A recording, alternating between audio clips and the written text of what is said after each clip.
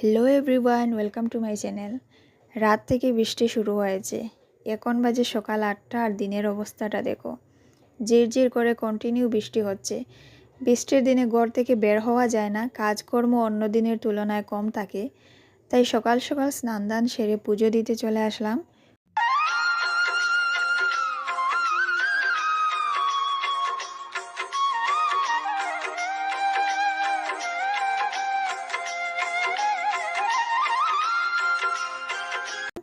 পুজো দেওয়া শেষ করে ভাবলাম কি করব। কিছু একটা রান্না করি। ঘরে পনির ছিল, ক্যাপসিকামও ছিল। প্ল্যান হলো চিলি পনির করার।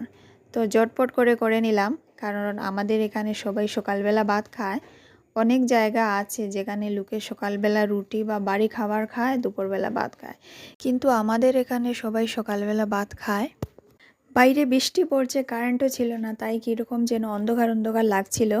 সন্ধেবেলাতে আবার ক্যামেরা অন করলাম। এখন সন্ধে চা খাওয়ার সময়, কিন্তু আজ চা করিনি। আজকে করেছি সাবুদানার পায়েস। অনেক দিন থেকে ইচ্ছা করছিল খাওয়ার। তো আজকে যেহেতু বৃষ্টির দিন, ভালো লাগছিল না, কি করব, সময়ও কাটছে না ঘরে বসে বসে, তো পায়েস করে নিলাম। তো যখন আমরা বসে পায়েস খাচ্ছিলাম, তখন একটা শব্দ কানে আসলো। কাছে গিয়ে দেখি কি কাণ্ড। কিছুদিন আগে অনলাইন থেকে একটা ট্রলি ব্যাগ আনা হয়েছিল।